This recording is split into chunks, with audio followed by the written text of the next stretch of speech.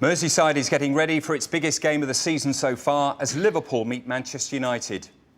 London is also eagerly awaiting Grand Slam Sunday, with the leaders Arsenal entertaining Chelsea. And just a few hundred yards away from one of the world's great debating chambers, we've got a few familiar guests here today for you to discuss Grand Slam Sunday.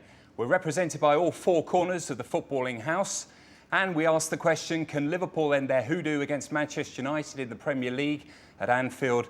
And will a resurgent Chelsea ask further questions of Arsenal's title credentials? Welcome along. Let me introduce you to our guests, starting with Gary McAllister. He'll be speaking up for Liverpool today. Ray Wilkins could be wearing two hats today, but it's Christmas, so he's gone for the red one of Manchester United over Chelsea. Martin Keown played nearly 450 games in two spells for Arsenal, and Ruud Gullit helped Chelsea win their first trophy for more than 2 decades, and was at the forefront of turning the Blues into the top 4 team they are today. Welcome along, gentlemen. Ray, if I could start with you. What makes these games so special, and what do they like to play in? Well, this is the biggest game that Manchester United play, actually, the away game at Anfield. The derby's a big game against City, but this game, as far as the supporters are concerned, is absolutely massive. It's quite hostile, and it gets a bit feisty, but it is a fantastic game to play in. Ruud, do you immediately sense a difference when the week begins for a big game? Yeah, I think so, because also when we played against Arsenal, that was, the crowd talks about it the whole week. Highbury was also a very difficult place, to play on, very tight, and therefore, yeah, you feel the tension. Gary, did you enjoy those sort of games? I did. I was involved in a few. The facts were, I thought I played in a game between Leeds and Manchester United where it was really hostile. But going over and playing with Liverpool later on in my career, I just, the feeling when Manchester United comes to town. I've got to agree with Ray. The derby, Liverpool-Everton's a massive game, but when Manchester United come, it's just a bit different. There's a crackle in the air, and on match day, the atmosphere is unbelievable. The Chelsea game has grown over the years, and obviously now they've emerged. Chelsea won the championship, not last season, but the 2 seasons before. So the game's very, very important, and of course Arsenal having lost at the weekend, Chelsea really emerging under Avram Grant. So it has the makings of a cracking match, and Arsenal need to get back on track. Yes, both sides lost their unbeaten record last weekend. Who's close to lose this weekend? Which side of the 4 needs the victory the most? I think Arsenal. I think because everything went well for them. They played excellent football and winning their games. All of a sudden they have a setback, and then you want to see how good they come back from that. Like Martin says already, Chelsea had that setback already when Maria was fired, and now all of a sudden they are on track again. So I want to see them, how they're going to perform in this particular match. It's a massive game for them, coming off the back of the defeat of Middlesbrough for Arsenal. And I think both away sides, Chelsea and Manchester United, have the ability when they go to the opposing ground to actually keep the ball off the home side. And I think that's going to be vitally important to quell the atmosphere and just to retain a lot of possession of the ball.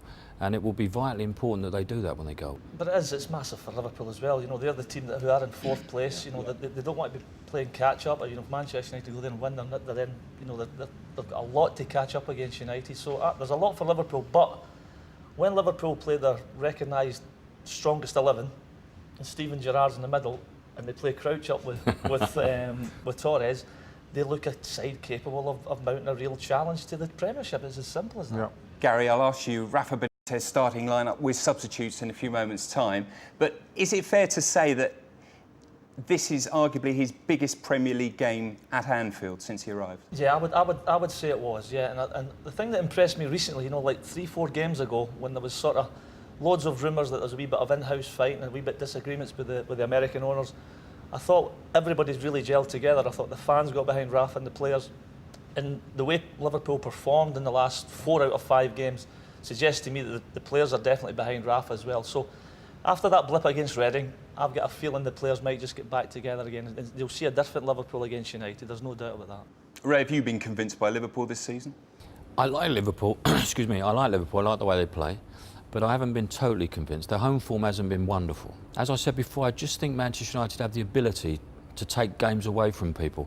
They can score from all over the field. When you think of the pace they've got throughout their side, they're dynamic at the moment, and I can see them scoring. Now, Whether Liverpool can get two to beat them, I don't know. I think it's going to be a great contest. Ruud? Yes, I think so too. I think I saw the game Man United play at Arsenal, and they just let Arsenal having the ball, but in front of the box they couldn't get through. And as long as they can do that, there's always a slight possibility, you know, of a counter-attack, and they did. And they have players there who are, you know, vital for scoring goals. And you can pick out, I think, 4 players who can score goals. That's the main threat when you play against Man United. I just think that Benitez is a little bit at odds with his priorities, because in the Champions League his record is outstanding, and in the Premiership he's not been able to convert that, and I think it's to do with his priorities.